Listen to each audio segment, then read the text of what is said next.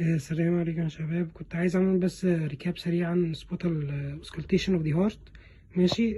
اول حاجه ديفنتلي الارياز معروفه، يعني الفيرست اورتيك رايت لاترال ستيرنال، سكند انتركوستال سبيس. وعلى فكره في ناس بيقولوها باراسترنال، بس الباراسترنال دي اللي هي ما بين الميد لاين والميد كلافيكولار، بس يعني هي مشوها لاترال ستيرنال، وانتوا حطوا سماعتكم على اللاترال ستيرنال بوردر. ماشي.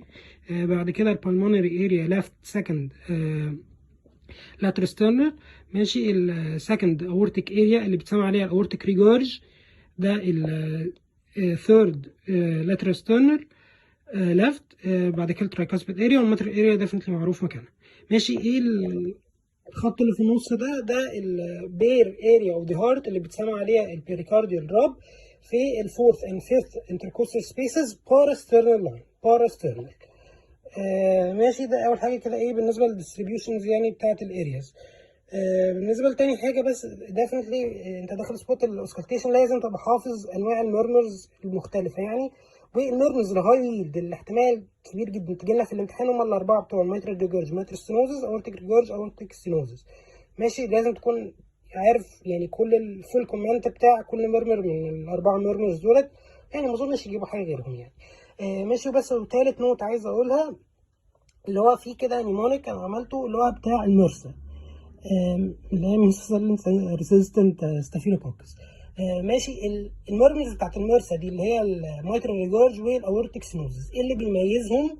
ان هم سيستوليك هارش والساوند بتاعهم بيبقى مافلد، سواء فيرست هارت ساوند او السكند هارت ساوند. ماشي. وده يعني هيبقى ليه اهميه كبيره ايه لاحقا. ماشي. تاني فيديو يا شباب. بالنسبة ايه السبوت هيبقى اسمها ايه؟ السبوت ما اسمهاش اوسكالتيت دي هارت، السبوت اسمها اوسكالتيت دي ايبكس او اوسكالتيت دي بيز. ماشي. هو ده بيسهل علينا الموضوع. ماشي.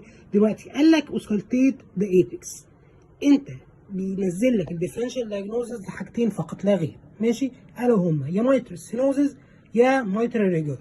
قال لك اوسكالتيت دي بيز.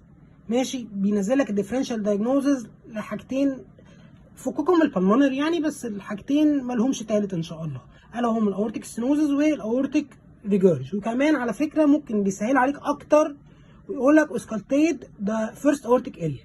معنى اللي هو قال لك اوسكالتيد ده فيرست اورتيك اريا ان هو عايزك تقول له الميرمر بتاع الاورتيك ستينوزز. قال لك اوسكالتيد ده سكند اورتيك اريا، هو عايزك تقول له الميرمر بتاع الاورتيك ريجورج. ماشي. طيب رجوعا لايه ولا قال لي اوسكالتيت ذا بيز؟ عشان احنا بس بنكون حاطين السماعه كده ومش عارفين احنا بنسمع ايه. حطينا السماعه على الايبكس وسمعنا يا جماعه S1 S2 ما بينهم صوت هارش. ماشي. ما بينهم صوت هارش، يبقى ده ديفينتلي مايترال ريجورج. وهنكمل السبوت الباقيه كلها على كومنت المايترال ريجورج. ماشي. حطينا السماعه بتاعتنا على الايبكس A1 and A2 وسمعنا صوت هارش، يبقى ده ديفينتلي اورتيك سينوزس. وهنكمل السبوت بتاعتنا كلها على كأنه اورتيك سينوزس. عشان كده قلت لكم النيمونيك بتاع المرسى ده مهم، عشان ايه انت بس مطالب مننا يعني اللي احنا نكون عارفين ايه الميرمرز الهارش وايه الميرمرز اللي هي مش هارش اللي هيدخل في الديفرنشال دايجنوستس بتاعت حاجه ثانيه. بصوا يا جماعه بقى ايه بالنسبه للتكنيك. التكنيك definitely هتكسبوز ذا بيشنت، هتجريد ذا بيشنت، وفي الاخر هتكفر ذا بيشنت. بعد كده نمسك في سبوت الاوسكالتيه ده بيز. هنجيب الانجل اوف لوي. ماشي. هنروح على الثلاثه ارياز بتوع البيز. ماشي. هنحط ايه في الثلاثه ارياز بتوع البيز؟ هنحط الدايفرام بتاعنا ونسمع كويس، وبعد ما نحط الدايفرام هنحط البل سريعا كده اكننا بنمثل ان احنا بنحط البل، واقول لكم ليه. ماشي. بعد ما نحط الدايفرام ونحط البال في 3 خطوات لازم نعملهم. ماشي. وانت في البيز تعمل بروباجيشن للكاراتيد. هجيب العيان sitting and leaning forward with an expiration، وهتروح على البير area of the heart left parasternal fourth and fifth، وهتحط الدايفرام بتاعك عادي. ماشي. بعد كده قال لك اوسكالتيت ذا ايبكس.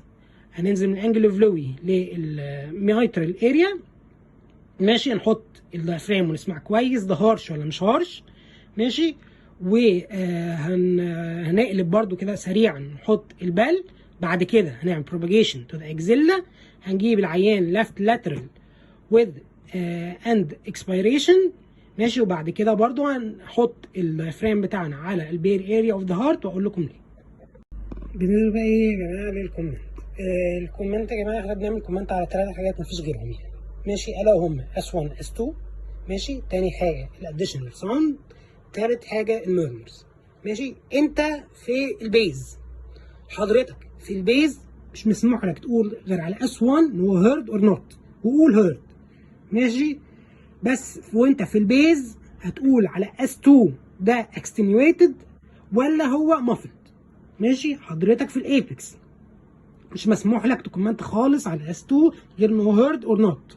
بعد كده بقى بالنسبه ل S1 ده اكستنيويتد ولا مافلد. ماشي، ادي كده خلصنا ايه من S1 و S2.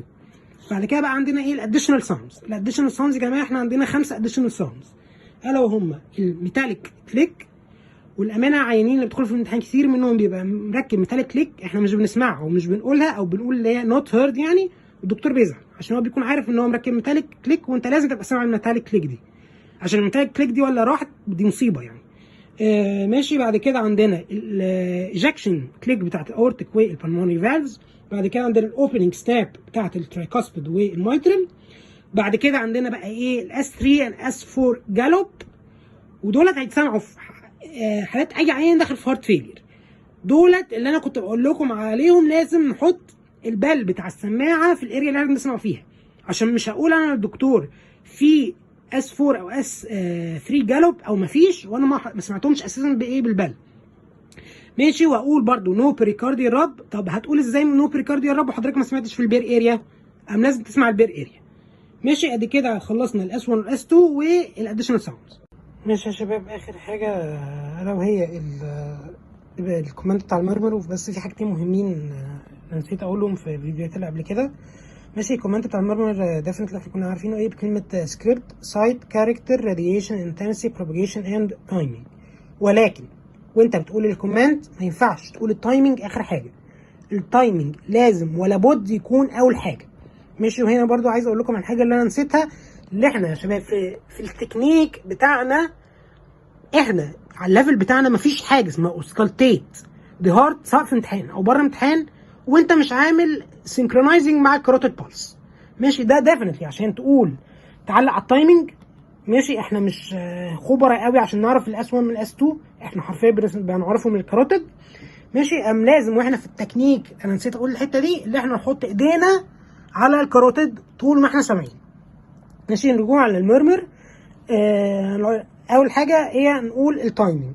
بعد كده بقى ايه كملوا السكريبت براحتكم، على اساس مثلا ولا ده كان مايترال ريجرج هتقول هولوسيستوليك ابيكال هارش انكريز with left lateral and forced expiration يعني grade 3 propagating to the axilla. ماشي، تاني حاجه برضه انا نسيت اقولها معلش، رجوعا اللي هي حته مرسى دي.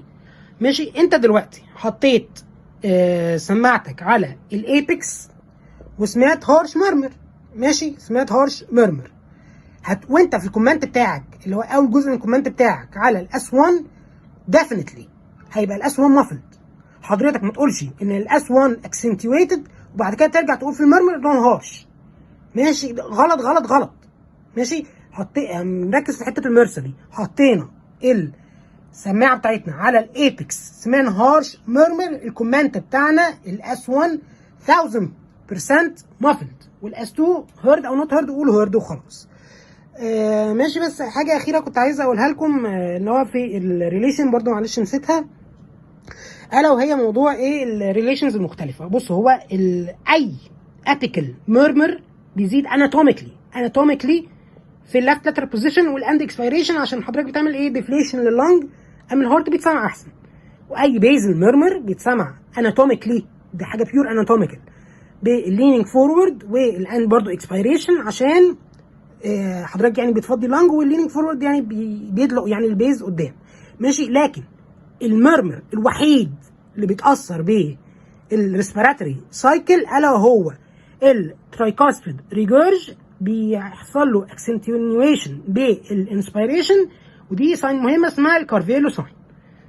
ماشي، ده تقريبا بقى ايه كل اللي انا عايز اقوله يعني في الاوسكالتيشن.